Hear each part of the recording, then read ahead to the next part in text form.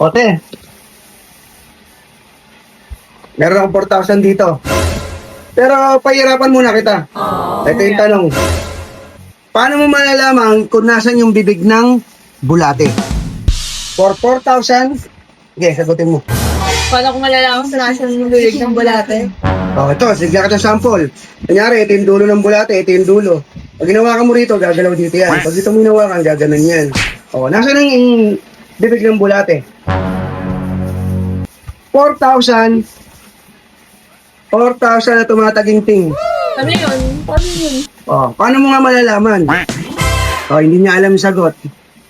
4,000, sayang, oh. Eh di nasa nasa labas ng mukha niya. Spirit na to. Sayang 4,000. So, malaman ko, ano? Ano? Comment lang kayo sa comment section. Malalaman nyo kung ano yung sagot.